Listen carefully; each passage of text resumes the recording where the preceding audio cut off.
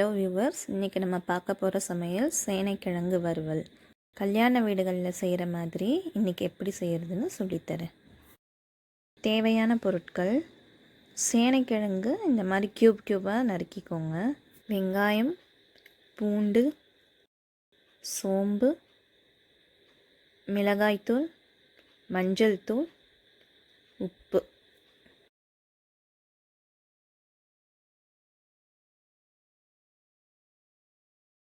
இப்போது கிழங்க வேக வச்சுக்கலாம். அதுக்கு முதல்ல ஒரு கடாயில் கொஞ்சம் தண்ணி எடுத்துக்கோங்க.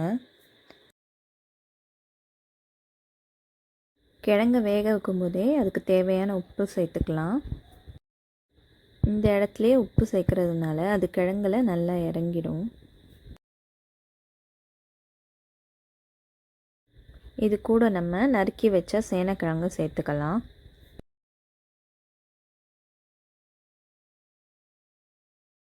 இப்போ கடாயை மூடி போட்டு ஒரு 15-20 நிமிஷம் விட்டுடலாம். இதிலையே கிழங்கு நல்லா வெந்துடும்.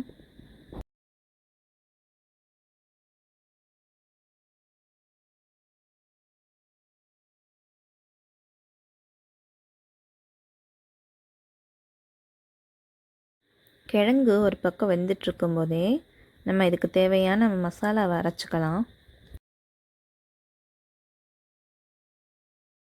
ஒரு மிக்ஸி ஜாரில் ஒரு பெரிய வெங்காயம் இல்லைன்னா ஒரு 5-6 சின்ன வெங்காயம் சேர்த்துக்கலாம்.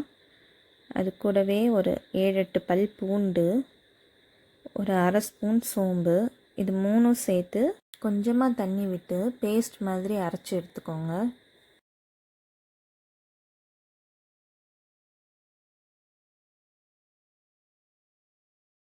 இப்போது ஒரு 15 நிமிஷம் ஆகிடுச்சு. கிழங்கு வெந்துருச்சான்னு பார்க்கலாம்.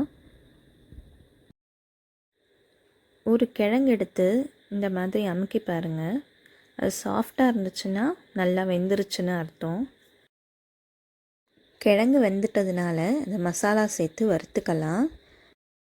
அதுக்கு கடாயில் கொஞ்சம் எண்ணெய் சேர்த்துக்கலாம். எண்ணெய் சூடானதும் அது கூட வேக வச்ச கிழங்கு அது கூட சேர்த்துடுங்க.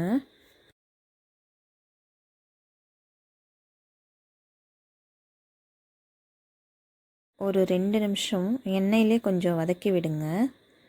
அது கூட வெங்காயம், பூண்டு, சோம்பு அரைச்ச கலவையை சேர்த்துக்கோங்க.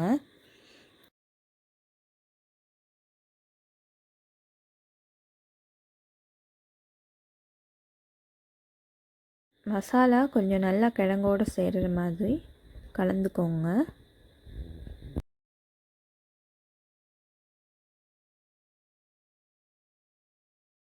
அடுத்து 1/2 டீஸ்பூன் மிளகாத்தூள் சேர்த்துக்கோங்க. இது உங்கள் காரத்துக்கு ஏற்ற மாதிரி கூடவோ குறைச்சோ சேர்த்துக்கலாம்.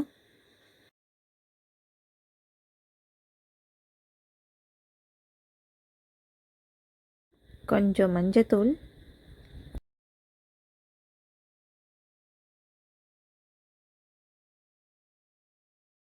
நம்ம ஏற்கனவே உப்பு சேர்த்துட்டதுனால இப்போ உப்பு சேர்க்க தேவையில்லை. உங்களுக்கு வேணும்னா நீங்கள் டேஸ்ட் பண்ணி பார்த்துட்டு கூடவோ குறைச்சோ கொஞ்சம் உப்பு சேர்த்துக்கலாம். இப்போது மூடி போட்டு அடுப்பை ஒரு 15-20 நிமிஷம் சிம்மில் வச்சு விட்டுருங்க.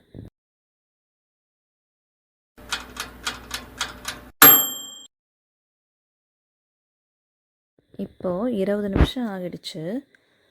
மசாலா நல்லா கிழங்குல இறங்கியிருக்கும். இந்த 20 நிமிஷத்தில் நான் அப்பப்போ மூடியை திறந்து கிளறி விட்டுக்கிட்டு இருந்தேன். இந்த மாதிரி செய்கிறதுனால கிழங்கு அடி பிடிக்காமல் இருக்கும். இது கூட வாசனைக்காக கருவேப்பிலை சேர்த்துக்கலாம்.